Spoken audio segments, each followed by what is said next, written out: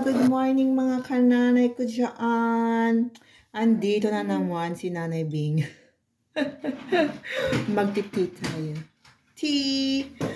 Andito na naman yung walang kapag wala na nanay. Sa paglalakad. Dahil, no choice.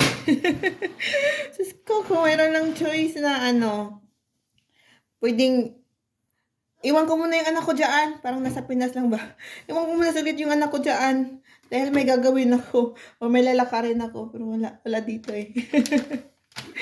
So, yun lang. No choice. Ang gagawin natin today is magluluto ako ng another na naman babaonin ni Jam Jam sa school. Banana na naman. Kasi yun, yun lang ako meron sa fridge ko din. Dito nandito sa bahay. Gagawa ko ng banana cupcake with chocolate na libre sa school. Sabi pa naman ng ng nursery teacher din doon ni Jam Jam, sabi niya, pumunta ka pa doon sa K-store kasi may mga libre din silang mga chocolate na pinamimigay. Hindi pa ako nakapunta doon kaya pupunta ako. Mukhang libre. Sulit-sulitin na lang natin habang libre. Diba? Wala namang binigay yan, dapat tanggapin natin. Kaya ganun lang, bawi-bawi, bigay ka, tapos may magbibigay din kasi ganun na, lalo na ngayong Christmas, it's time of giving and forgiveness. Sino ba forgiveness? Okay, eto na, gagawa ako. Meron ako ditong, lalagyan ko din siya ng kukwa. Kukwa. Okay, may kukwa. Pero ang ginagawa ko kasi, hindi na ako naglalagay ng butter kasi ayaw ko ng suffer pot para sa mga anak ko. Kaya, iwas-iwas sa butter. Iwas-iwas sa mga, sa mga oil na So, eto, siya. Olive oil na may blend din siya na 50% lang naman ang olive oil niya. Blend lang siya ng vegetable oil din. May vegetable oil siya. So, ayan. Tapos, another raisins na naman. And then, yeah, of course, flour. Hindi, flour. Flour. Di ko alam kung paano anuhin. Paano pasensya na Bisaya? lagi akong sinasabihan dati. Tinatawanan ako nung natatrabaho ako dun sa sa Isimbak or nung namin, yung cashier assistant namin. Sabi niyo, Janet! Ganun sila. Kasi pag nagsasalita ako talagang, malalaman mo Bisaya talaga.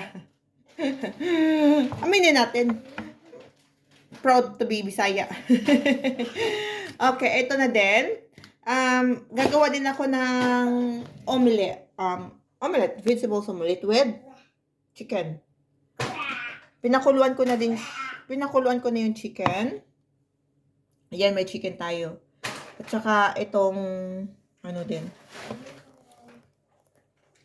Ito. May bell pepper din tayo at saka kamatis. Of course, hindi mawawala ang spinach. Ang paboritong spinach ni nanay. Oo, gusto ko yan. Kahit kainin mo ng hilaw, masarap siya. So, ito na, meron akong din, ang unahin ko na lang muna is itong, imamash ko muna itong banana. Ito, magbabalik na naman si nanay. Ito na, na-mash ko na siya. Maglalagay na ako ng flour. Hindi flour. Pasensya na. Half cup lang siya. Para or dagdagan ko kunti.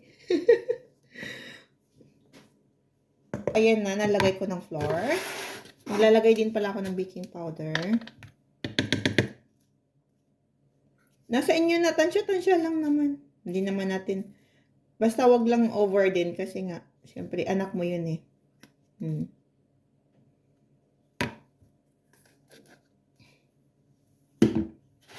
At tapos maglalagay din ako ng kukwa para may of course konti lang din kasi mapait to eh. Papait yung mo. Ayan.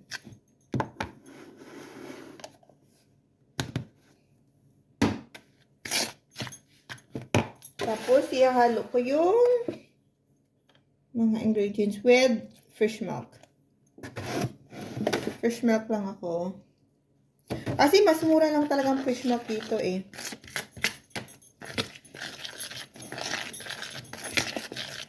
By the way, ang topic ko sana is today is about sa mga nanay. Offensive ka ba pag napagkamalan kang yaya ng anak mo? Parang hindi ko pa yan naririnig kasi sa mga nanay na, although mostly naman kagaya sa akin na may mga film na mga anak. Kasi ako, hindi ko naman dinidefense yung sarili ko. Kasi hindi ko din naman tinatago kung ano yung mga din. Mga ganyang sitwasyon. Sinasabi ko kasi sa akin naman wala naman. Natatawa lang din naman ako. Kasi ilang beses na din naman ako napapakamalan ng yaya ng mga anak ko. Simula pa nung nanganak pa ako kay Jam Jam. Time nung pumunta kami sa hindi kasi ako lang talaga, yung asawa ko nagtatrabaho. So ako lang yung pumupunta ng hospital para magpa-vaccine. So after 1 month may vaccination si Jam Jam. Tapos sabi nung nurse, kasi natagalan ako sa counter. Kasi nga, yung insurance pala, after 1 month, nung sa Saudi pa kami noon, after 1 month, yung anak mo, hindi na dependent sa'yo. Meron na siya sariling insurance. At that time, hindi ko alam. Kasi first baby ko pa naman si Jam Jam. So, no idea na kung ano yung gagawin. So, yun. Na-stuck ako kasi nga, ayaw din magbayad. Sabi ng asawa, huwag ka magbayad kasi baka hindi naman magre-refund. 1,000 riyals din yun. Parang nasa 10,000 pesos sa atin. So, ayaw ko nung magbabayad. Maglalagay na ako ng raisins. Huwag ka magbayad. Kasi, sayang din yung sayang yung 1,000 baka hindi tayo refund. So, ayun, hindi ko nabayad. So, ang tagal ko kasi gusto kong matapos na din. Din kasi magantay sa ospital. So, ayun. Pagkatapos nun, tinawag ako ng nurse kasi nagawan din naman ng paraan. So, tinawag ako ng nurse. Hindi ako tinawag yung anak ko pala. Tinawag pangalan ni John. Ang unang sabi ng nurse, nakita ako, sabi niya, asan yung amo mo? Asan yung nanay ng bata? Kasi nga, yung bagong panganak ka lang, ako kasi nung bago talaga akong panganak, wala akong arte, hindi ako naglalagay ng lips, wala talaga, parang, yung, talaga yung, yaya yung, hindi naman lahat ng yaya, ibang yaya naman, maganda naman talaga sila pero, yung talaga, wala talaga, kahit naman siguro, hindi kami, kaiba kasi kami ng mukha, wala sabi, asan yung amo mo, asan yung nanay ng anak mo, nanay anak mo, asan yung nanay ng bata, napagtatawa na lang ako, natatawa ako, kasi nga, oh my God, yun, simula pa yun, simula ng, ng mga, babakamalan akong yaya, ayan na, may katawanan tayo, maglalagay na ako, against the light.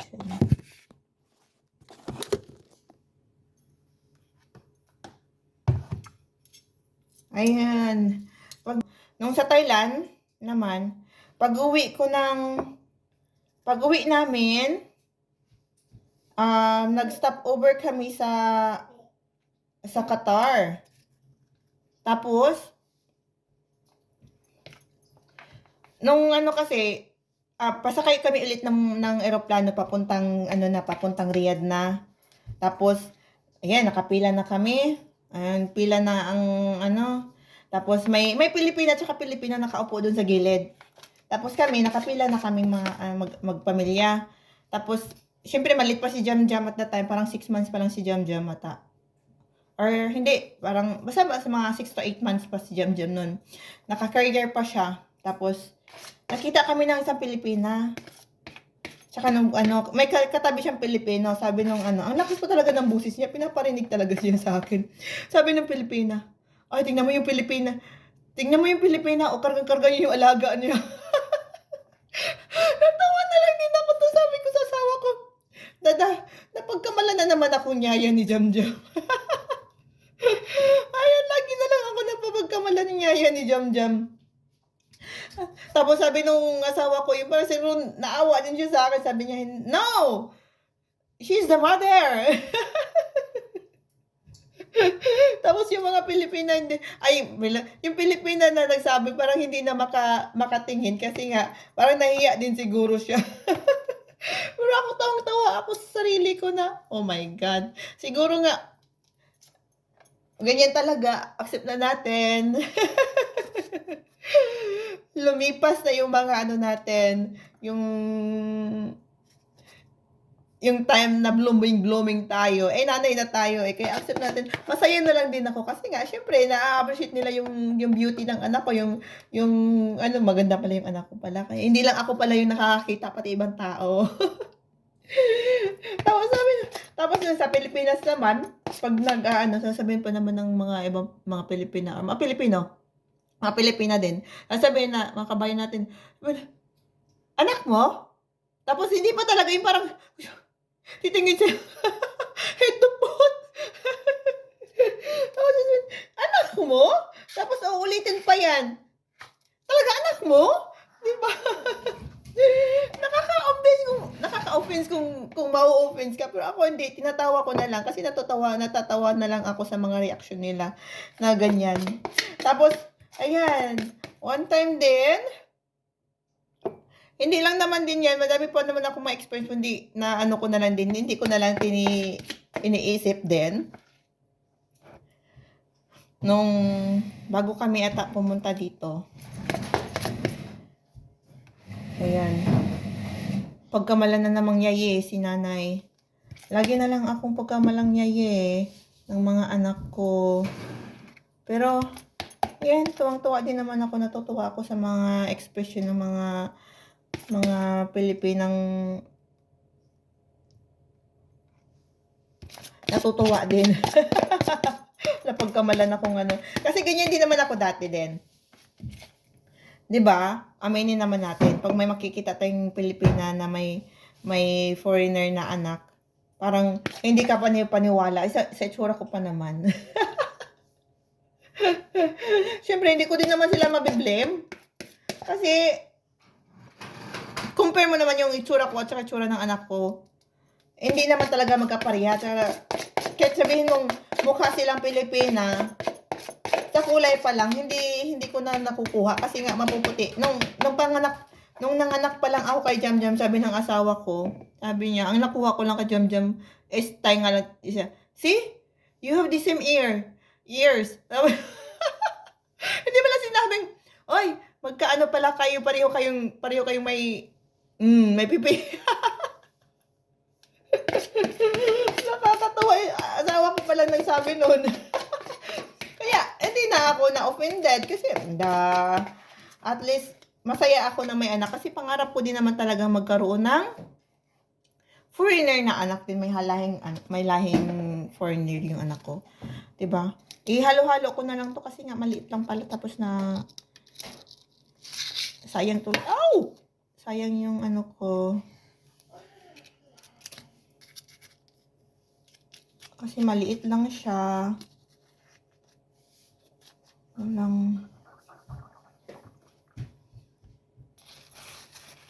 Nilinisan ko lang siya. Saglit.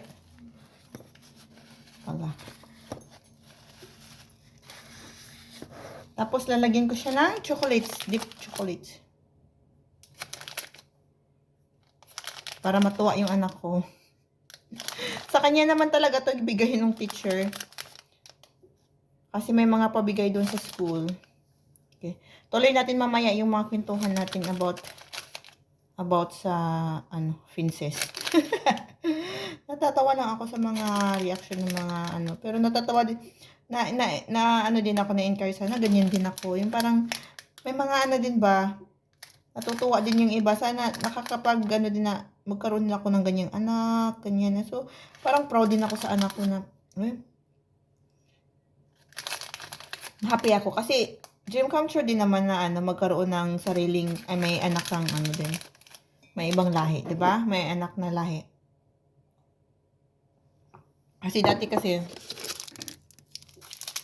pag nagagalit yung tatay ko, sinasabihan kaming, ang pangit, pag, nalasing pala siya, pag nalasing siya, sasabihin niya, gagano siya, wala kayong mga sasakyan. Ang paplat ng mga ilong ninyo.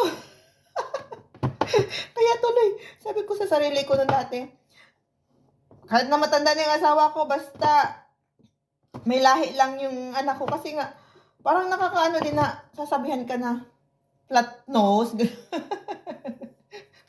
Siguro nga dahil sa galit, sa ano lang ng tatay ko, yung parang gusto lang niyang maano yung galit niya sa nanay ko na hindi niya mailabas na hindi siya lasing. So kung lasing na siya, doon siya nagpapalabas ng sama ng loob. Ayun. Nakakaano. Tingnan mo naman yung ano natin. Wait muna para ayan, ready na yung ano ko. Tapos lalagay ko na siya sa oven ko.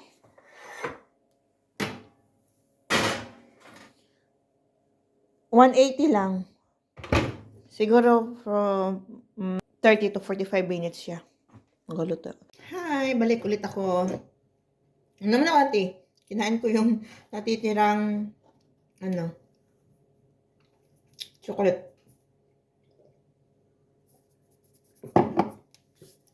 Sa pangalawang recipe ko naman, nagamit ako ng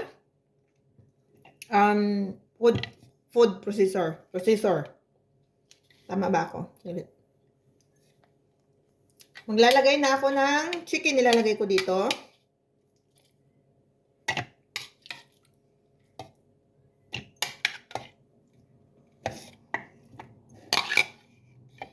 Tip pala sa mga sa mga nanay na nagawa ng ganito. Isa-isahin ninyo kasi nga na-try ko kasi pumangit yung lasa pag hinalo mo lahat. Kasi mag-aaway-away yung yung flavor ng bawat isa. So, ang ending hindi siya masarap. So, ito maingay siya. Ayan. Lalagay ko na siya dito. Ito yung carrots.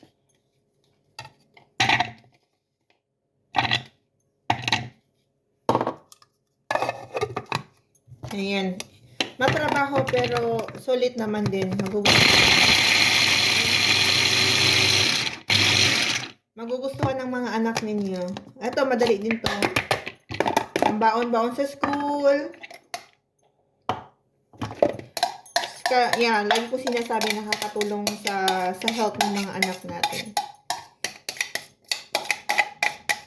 Minsan tayo kasi parang nawawala na tayo ng idea. Tapos sabi ko, oh my God, ano ba papakain ko sa anak ko? Hindi ko na alam. Tapos, mapag-iisipan natin kasi nga, siyempre malasa yung mga nasa fast food, ganyan. Mag-order na lang ako para madali. Hindi naman din. Kasi yung anak nyo, hindi naman niya alam kung ano yung talagang malasa na pagkain. Kasi, pa lang sila, mga beginner pa lang sila. Nilagay ko na tong nasa isip lang natin lagi na, hindi to kakainin ng anak ko kasi walang lasa. Why you not try? Kasi ganyan din ako mag-isip. Pero pag tinatry ko, kinain pala ng anak ko, ganyan. Nabibigla na lang ako. Kasi nga, hindi pa naman nila yung malasa pagkain. Nasa utak lang natin na bigyan sila ng malasa kasi nga, alam natin kakainin. Pero, hindi yun. Try mo na lang muna ng mga medyo mahina, na lasa, kunting asin, ganyan. Ako lang, asin lang at saka pepper lang nilalagay ko. Or minsan naglalagay lang ako ng toyo or yung mamasita na oyster sauce. So, yun lang. Ayan. Maingay siya. Yan. Hindi pa ako tapos kanina sa may ikwento pa rin ako about dun sa kakatawang nanay adventure na yaye. Tapusin ko muna to, tapos ikwento ko ano yung last na Hindi lang yun naman, madami pang pero yun na naalala kong yung parang kakatawanan talaga. May mga nanay din, may mga tao din naman talaga yung parang ganyan pala yung ano no, yung maganda pala yung ano, yung kakahinatnan pag Pilipina at saka yung ano, yung sinasabi na exotic. Exotic beauty. Kawawa si Nanay. Ayan, maglalagay ako ng spinach. Biniblend ko na din yung spinach para ano, hindi na ako maghiwa-hiwa. Ito. Kasi hindi siya nag-overpower sa ano din. Yung, kaya nagustuhan ko yung spinach kasi yung lasa niya, hindi siya ganun ka strong. Si Jam Jam kinakain niya to ng hilaw.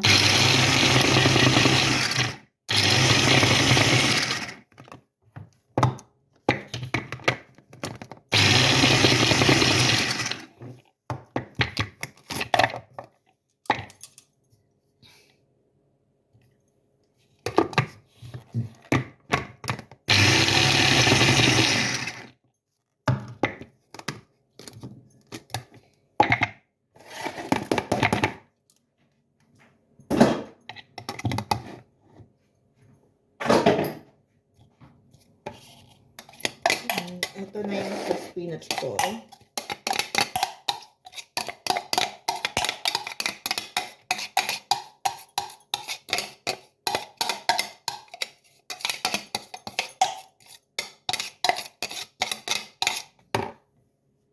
Ayan, ihalo ko na din yan. Ayan, nahalo ko na siya. Lalagyan ko na lang na siya ng flour at saka egg. Tapos, asin at saka pepper. Ayan, maglalagay ako ng half cup. Ayan na naman ako. Cup. Ang hirap. Hindi lang konti-konti lang, hindi naman siya na full talaga. Ayan. Flour. Very important. Kaya hindi ako nawawala ng harina. Tapos, may dalawa akong egg dito. Although, 3 dapat. Kasi dalawa na lang natira ng egg. Sa, ano pala, itlog ko. So, yun lang.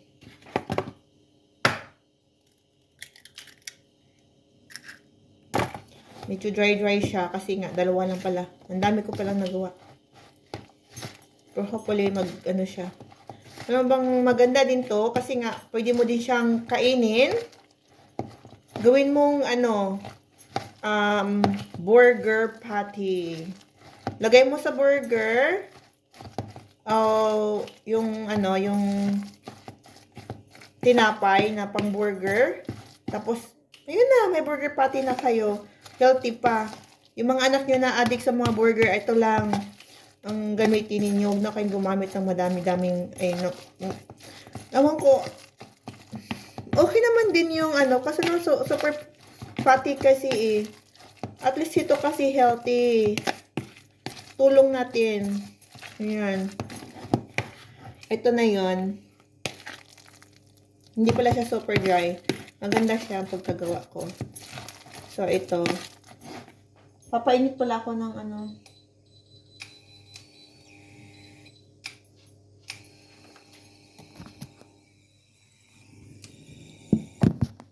Nagluto din ako ng sinigang. Chicken. Gagawin kong sinigang.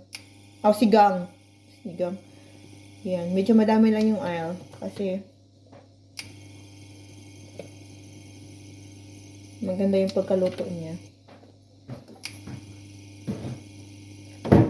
Siya. Kalimutan ko lagyan ng asin. Yan, asin, kunting asin ng isang ikot. Tsaka pepper.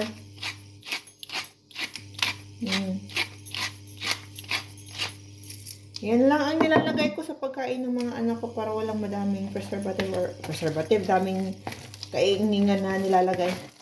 Kasi lalo silang mag-aaway-away yung lasa. At saka yung simpleng lasa, hindi na sila mamimili ng kung anong mayroon. Lalo na si Jam Jam. Paboritong pagkain ni Jam Jam to. Ito na yung nagiging breakfast niya. Tapos inanuhan ko na lang ng ketchup kasi paborito niya yung ketchup.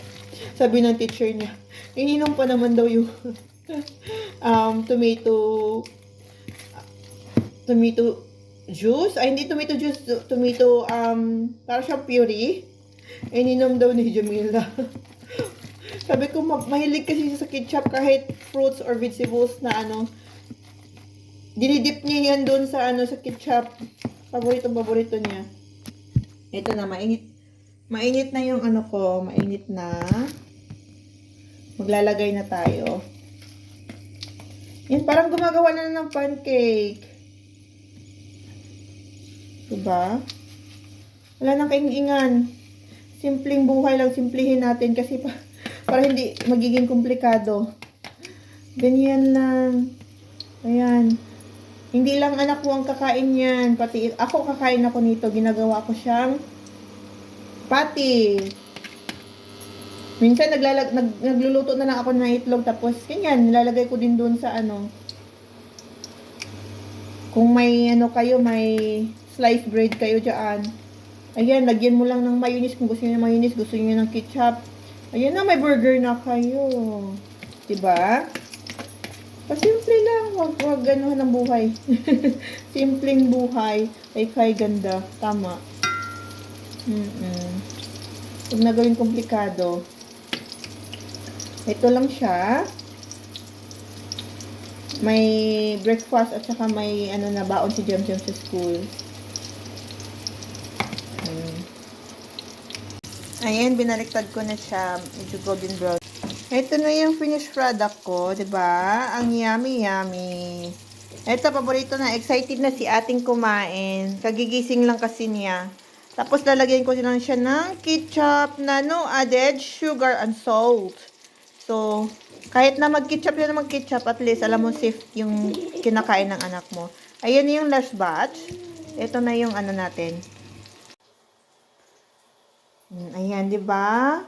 Kinakain ng anak natin. Hello, Chiche. Paborito niya 'yan. Ito na yung nagiging breakfast niya. Nakakatuwa naman na healthy yung pinapakain natin sa mga anak natin. Love you. Adik kasi sa ketchup eh. Oh my God. Ayan, ito na yung finished product ko din. At gagawa ako ng sandwich with this. Ito na, may dalawa pa ako natira doon. So, gagawa ako ng makakain ko din para hindi naman gutom yung si nanay. So, yung ginagawa ko din, ganyan lang. Wala na akong ketchup. So, ayan, hindi mo na kailangan bumili ng burger patty sa Oo, buy one take one naman lang sa atin. Ito man, garlic mayo. So, ayan.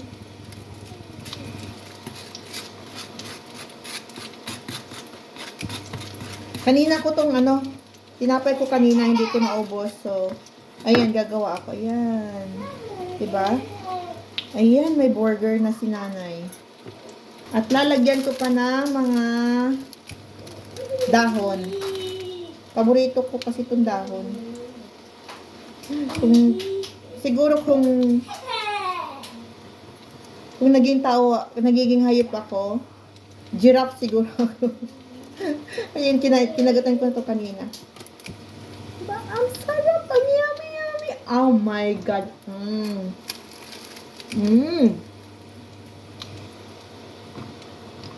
Healthy para sa'yo, healthy din para sa anak mo, di ba? Nakakatuwa, nakakatulong sa lahat. Nakulangan pa si Jam. So, she asking more. Di ba? Naubos ng anak ko yung pagkain niya. Maglalagay ako ulit. Di ba nakakatuwa na kinakain ng anak mo yung hinahanda mo? Love you, darling. Ayan na yung ko. Banana cupcake with chocolate. Chocolate, sabi ng asawa ko. Okay, magre-ready na kasi kami para sa school ni Jam.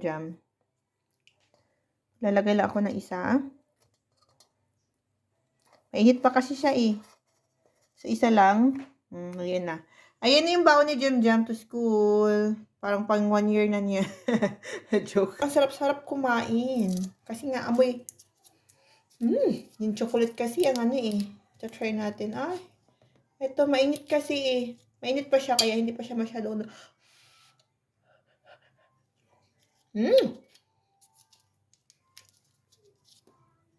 Panalong-panalo sa pambaon.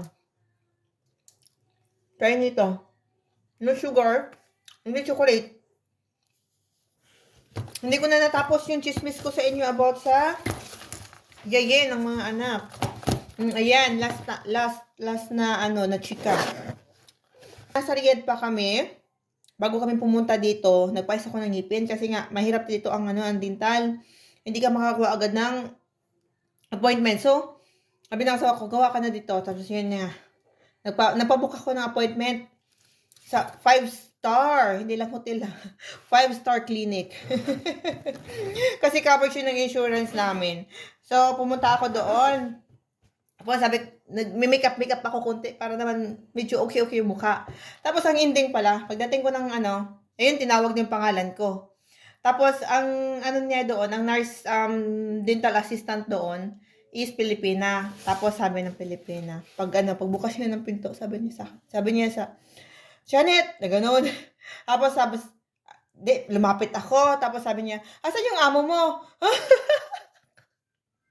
Kasi push ko pa rin yung mga anak ko. Dala-dala ko pa rin yung mga anak ko. Natatawa na lang din ako. Sabi ko, mga anak ko man din yan. Hindi ko alam kung napahiya or natatawa na lang yung Pilipinas sa ano. Kasi nga, syempre, yung ano niya na, ay, yayi ng anak niya. Mukhang yayi. Tapos hindi ba nga sila pati yung doktora hindi makapaniwala na may Pilipina pumunta doon sa 5-star dental clinic nila na Pilipina. Tapos covered pa yung insurance. Nakapagawa pa ako ng covered pa yung crown ko na pinagawa kong 2 crown. Nakakatawa yung mga ano. Ako hindi ako offended. Kaya sabihan na. Kasi nga, yun ang totoo eh. Magkaiba kami ng mukha ng mga anak ko. Tapos, ayan, wala ko pakialam kung magpapakamalan akong yaya ng mga anak ko kasi, ay, natutuwa. Hindi naman, not big deal. Bakit ba? Siguro nga, hindi nga, ganun talaga, yung totoo, yun ang totoo nakikita nila eh, hindi mo yung mababago, at saka yun ang nasa isip ng mga tao, no? So, swerte ko na lang din na minsan mapapakamalan akong nanay, pero most of the time talaga, ng mga anak, sus ko. Oh, yung mga nanay dyan na ano, napagpakamalan din ng mga yayi ng mga, ano nila, mga anak nila. Comment kayo, comment below. Madami tayo. Alam ko hindi lang ako nag-iisa kasi nga, dati din naman, kahit ako naman din sa sarili ko, dati din, magkakaiba sila ng mukha ng nanay nila. Ng nanay niya, yung anak niya, ang gaganda. Gaganda daw. Mukhang yaya talaga na nga. Ganun talaga eh. Sige na, kailangan ko na din mag-prepare. Kailangan ko nakabihis na yung mga anak ko. So, kailangan ko na lang muna sila na ayusan konti. Tapos, punta na kami ng school ni Jam. Hatid namin si Jam. Hopefully, si Steven makatulog. So that ang yaya nila ay makakapagpahinga. And that's all for today. Sana may natutunan kayo doon sa ano namin. Sa pagluluto. At nag-enjoy kayo sa yeye, sa mga yaya na nanay. Na di ko alam, ako tuwang-tuwa ako bilang isang nanay. Di ko alam kung natutuwa kayo sa mga chika ko. Kahit asawa ko naman, ano ako eh, parang disparate na ano na comedian na hindi naman comedian. Basta ako lang natatawa ako sa sarili ko. Sana matawa din kayo. may nakuha kayong idea para sa mga pambaon ng mga anak ninyo kasi nga, ayan, ang hirap. Naiintindihan ko kayo kasi nanay din ako. So, I'm proud to be a nanay and super proud ako sa mga nanay na, sus ko, nagpakahirap para palakihin yung mga anak natin. Kagaya ng nanay ko, I'm so proud of nanay na 5 magkakapatid kami pero, ayun, lumaki kami na maayos. Diba? Diba? Ang hirap. Dalawa pa lang sa akin pero, ay, nako, gumagapang na si Nanay Bing. Pero at least, masaya. Enjoy lang ang life dahil ganito talaga. Hahanap tayo ng mga anak. Hindi yung anak natin na naghahanap ng nanay. So, happy! Happy nanay, proud nanay. Thank you so much for watching and see you for the next vlog. Hopefully, we're just going to Batgate for another market na naman. May nag-invite sa akin na kapitbahay ko dito. Ano siya, um, Thailander. See you there! See you! Sana mapablog ko din ulit para ma-tour ko kayo doon sa um, another place na naman. Malapit lang naman dito, 5 minutes away lang. Okay, see you! Ang dami ko na namang daldal. Nanay Bing, love you all, mga nanay and even not nanay. See you! Ayan, tig dalawa. Nagustuhan niya din. Kinakain.